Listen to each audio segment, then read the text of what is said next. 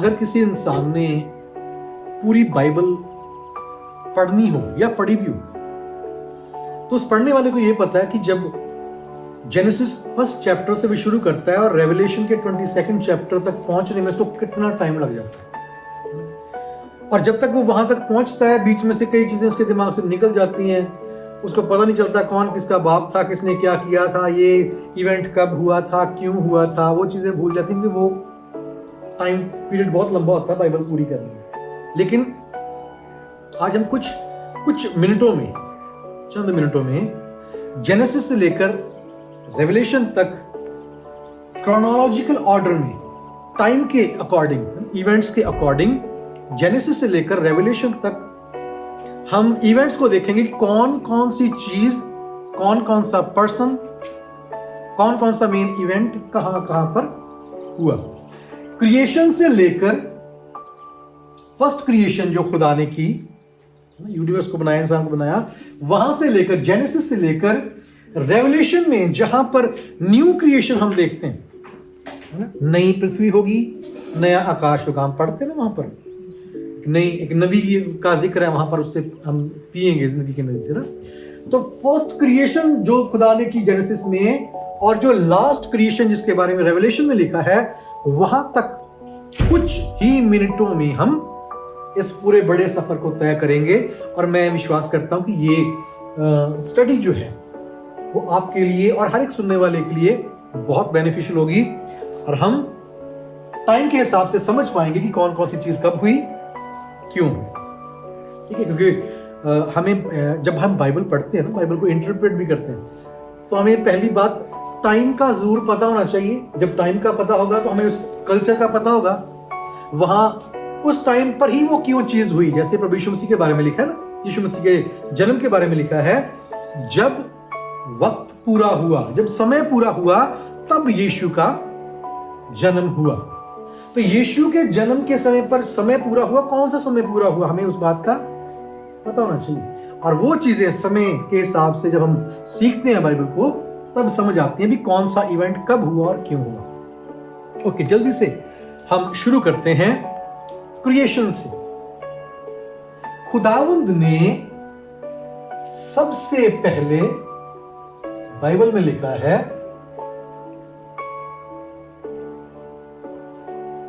आकाश और पृथ्वी की रचना की, स्वर्ग और पृथ्वी की रचना की, अलग अलग अनुवाद कहते हैं। God created heavens and earth. ठीक है, सबसे पहला इवेंट जो खुदा ने किया, खुदा ने क्रिएट किया, खुदा ने अपने शब्द से ही सब कुछ बना दिया। सूरज, चांद, सितारे, हर चीज, इस पृथ्वी पर रहने वाली हर एक चीज खुदा ने अपने शब्द से बना दी। और जब ये खुदा ने सब कुछ रचा, तो कितने दिन में रचा? 6 दिन में खुदा ने सारी जो होल यूनिवर्स थी उसको बनाया। कितने दिन में? 6 डेज। ये क्रिएशन की स्टोरी है। और ये जो क्रिएशन की स्टोरी है, ये हमें कहां पर मिलती है? ये हमें मिलती है जेनेसिस चैप्टर 1 एंड 2 की फर्स्ट वर्स भी हम लगा सकते हैं। ठीक है, चैप्टर 1 है मेनली, और दूसरे अध्याय का थोड़ा सा हिस्सा। चैप्टर 1 एंड 2 में क्रिएशन के बारे में हम पढ़ते हैं कि खुदा ने क्रिएट कर दिया अपने शब्द से। और यहां पर मेन चीज क्रिएशन में ये हमें याद रखनी है,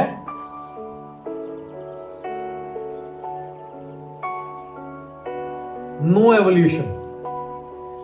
साइंस ने कुछ समय पहले तक इस बात को कहा कि एवोल्यूशन थ्योरी जो है वो ठीक है, इंसान जो है वो धीरे धीरे इंसान तक पहुंचा। पहले एप था, मतलब एप था, एप मैन से फिर धीरे धीरे करके आदमी बना। लेकिन क्योंकि ये बाइबल खुदा का कलाम है, इसको कोई झूठा नहीं ठहरा सकता। बाइबल में कहा था कि खुदा ने आदम और हवा को खुद बनाया।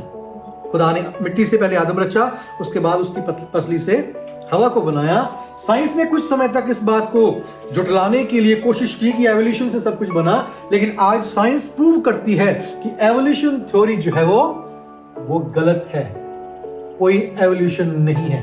और जैसे खुदा ने कलाम में क्या दिया, खुदा ने क्रिएट किया, वैसा ही है। सबसे पहले क्रिएशन आ गई, उसके बाद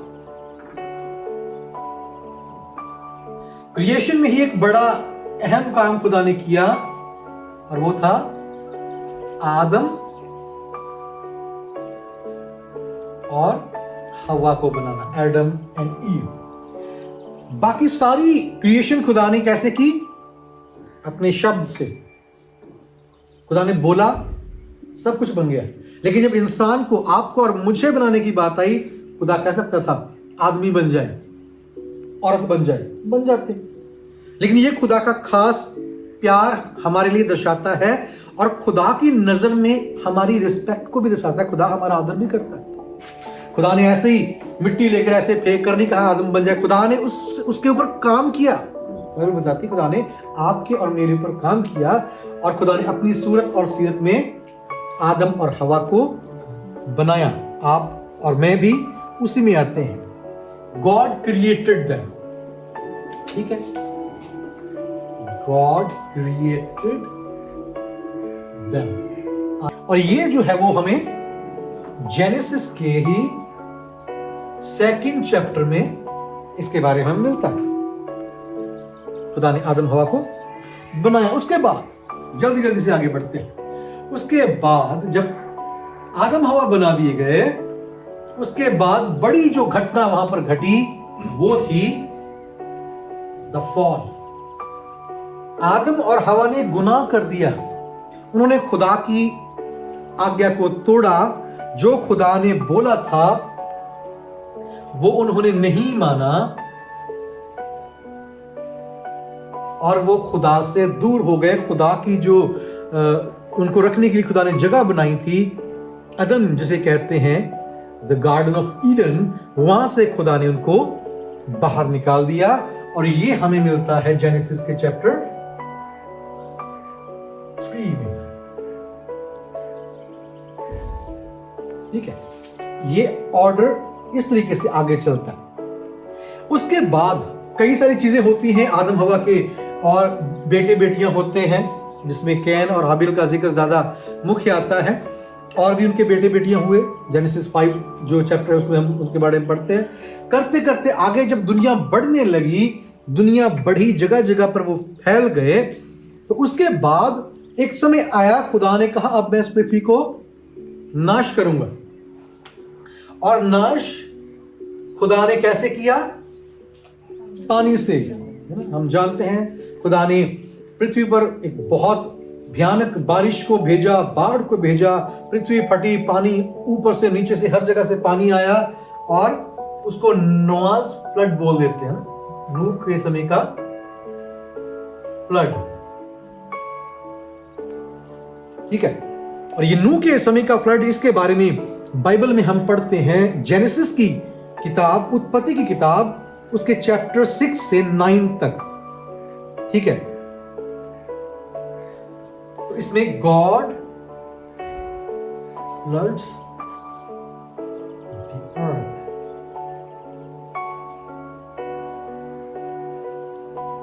ठीक है, गॉड फ्लड्स द अर्थ। खुदा सारी पृथ्वी पर पानी पानी कर देता है, कह सकते पृथ्वी को बहा देता है, डुबो देता है।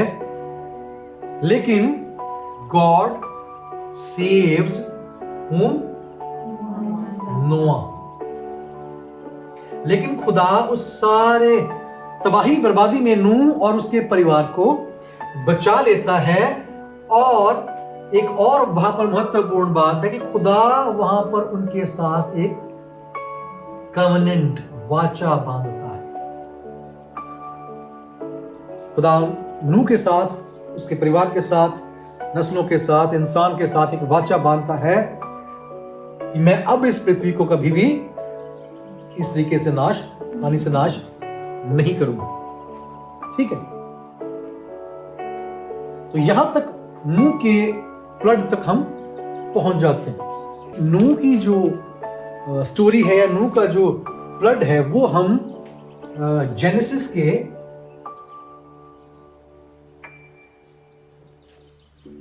चैप्टर 6 to 9 तक उसके बारे में हम पढ़ते हैं। उसके बाद फिर से दुनिया जो है वो शुरू हुई, लोग बढ़े और फिर से आबादी बढ़ने लगी। लेकिन जब लोग बढ़ने लगे तो उन्होंने ये देखा कि अगर हम दूर दूर फैल गए तो हमारा आपस में मेल जोल खत्म हो जाएगा। हमारा जो उस समय आज के जैसा टाइम नहीं था, अभी हम गाड़ी उठा के 200-300 किलोमीटर फटाफट चले जाएंगे, है ना? ऐसे संसाधन नहीं थे। वहां पर जानवर भी होंगे, जंगली जानवर, कई चीजें होंगी, उनके लिए चैलेंजेस थे। इंसान ने सोचा कि क्यों ना हम अपने लिए एक ऐसी जगह बनाएं, एक ऐसी बिल्डिंग तैयार कर लें, एक ऐसा टावर कहें, टावर बना दें कि जहां भी हम दूर दूर फैले हुए हैं हमें वो टावर दिखाई दे और इस टावर की रेंज में रहें, ताकि हम दुनिया में ज्यादा दूर ना चले जाएं। खुदा की योजना थी, आदम और हवा को खुदा ने शुरू से कहा था कि तुम बढ़ो, फलो और किसको भर दो? पृथ्वी को भर दो। ये खुदा की योजना थी। लेकिन इंसान जो था वो पृथ्वी में फैलना नहीं चाहता था, वो एक जगह एक बड़ा टावर बनाकर वहां पर रहना चाहता था। तो डायरेक्ट तरीके से वो खुदा की जो प्लानिंग थी उसके विरोध में खड़े हो रहे थे और उन्होंने वहां पर टावर ऑफ बाबेल बोलते हैं उसको, बाबुल का जो टावर था उसको उन्होंने बनाया। और जब खुदा ने वहां से देखा, स्वर्ग से नजर मारी और देखा कि ये लोग मेरी योजना के खिलाफ काम कर रहे हैं और अपने लिए बड़ा नाम करना चाहते हैं, तो खुदा ने उनकी जो भाषा थी उसमें क्या किया? गड़बड़ी डाल दी, कंफ्यूजन डाल दी। और बाबेल का जो अर्थ भी है, जो मतलब भी है, वो है कंफ्यूजन।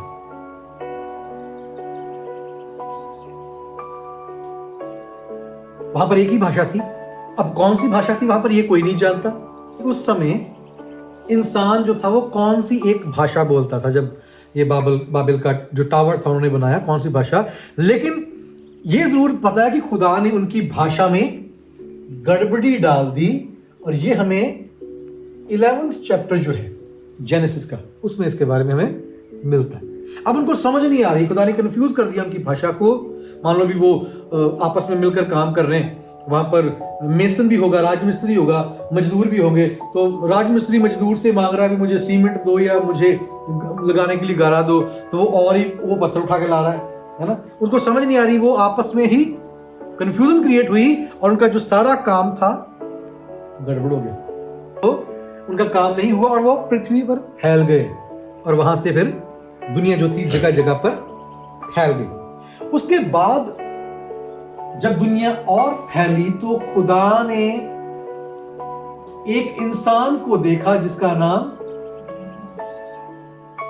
ओरिजिनल नाम उसका अब्राम था, है ना? अब्राम का मतलब है फादर और अब्राहम का मतलब है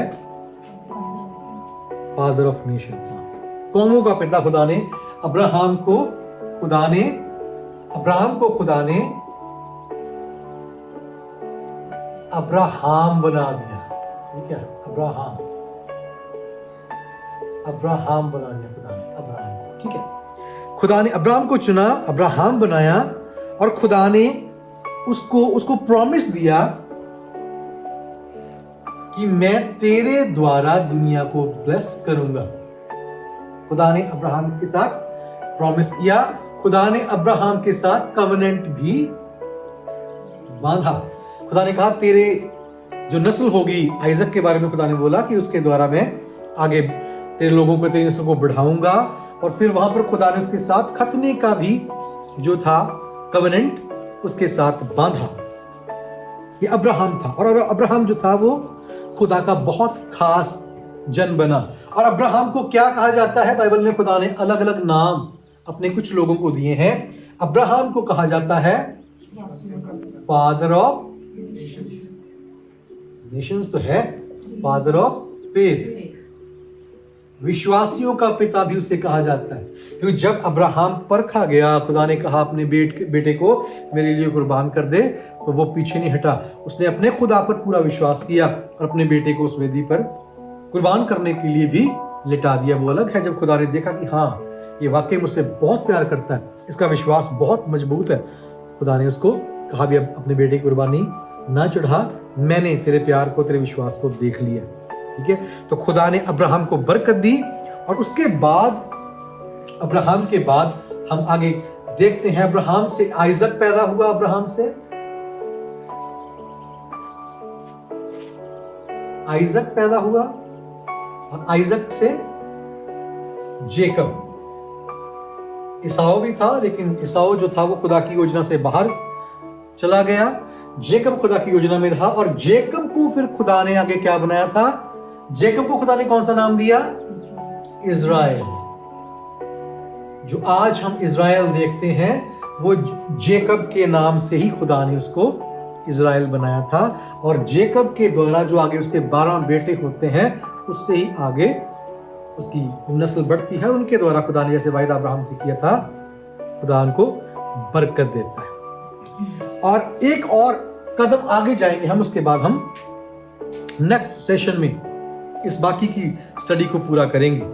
अब जब खुदा ने अब्राहम को बरकत दे दी, उसके साथ वाचा बांध दी, वो लोग बढ़े, गिनती बढ़ी उनकी, और करते करते एक टाइम ऐसा आया जब याकूब के बेटों ने, याकूब के कितने बेटे हैं? 12 बेटे। ठीक है, 12 बेटों ने, कह लो भी 11 बेटों ने अपने एक भाई को, जिसका नाम यूसुफ था, उसको मिस्र में, इजिप्ट में बेच दिया।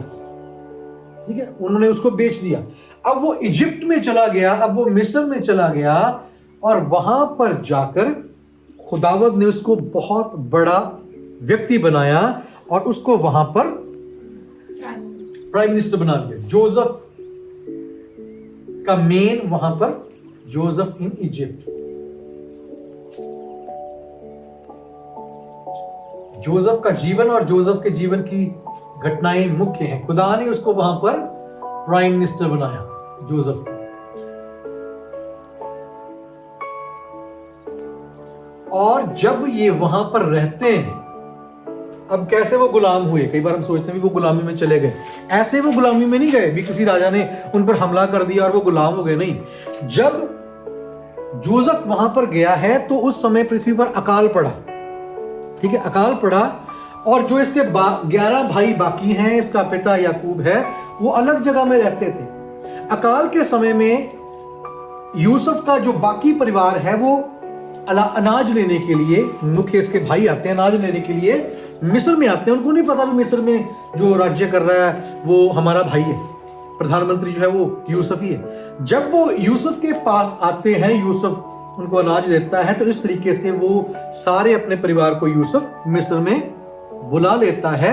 और याकूब, उसके बेटे जो हैं, 11 बेटे बाकी जो है, वो आकर मिस्र में बस जाते हैं, मिस्र में रहने लगे। पहले वो गुलाम नहीं थे, पहले वो मिस्र में रहने लगे। लेकिन कुछ समय के बाद जब पुराना राजा मर गया, जो यूसुफ के साथ जिसका अच्छा तालमेल था, जब वो मरा, धीरे धीरे इस्राएलियों की गिनती मिस्र में बढ़ने लगी। तो अब जो राजा आया उसने देखा कि ये लोग बढ़ने लगे हैं, ये हमारे लिए खतरा है। उन्होंने उन पर प्रोसिक्यूशन शुरू की, उन्होंने उनको प्रोसिक्यूट करना शुरू किया, उनको मारना शुरू किया, ऑपरेशन शुरू किया इसराइलियों को। और इसलिए वहां पर कहा जाता है इसराइली मिस्र की गुलामी में चले गए। अब इसराइल जो था, जो आया तो अपनी मर्जी से था वहां पर, याकूब उसके बेटे, लेकिन अब वो मिस्र में गुलाम हो जाता है। अब हम यहां तक जो यूसुफ के इजिप्ट में आने तक और इसराइलियों के वहां पर गुलाम बनने तक पहुंच जाते हैं। अब वो वहां पर इजराइलाइट्स जो है वो स्लेव्स बन गए हैं।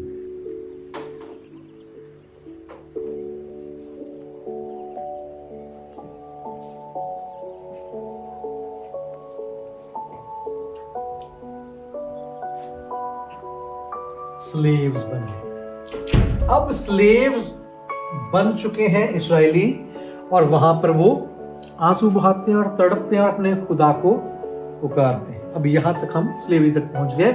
अब खुदावंद एक व्यक्ति को भेजेगा, उसके बारे में वहां से हम नेक्स्ट सेशन में शुरू करेंगे।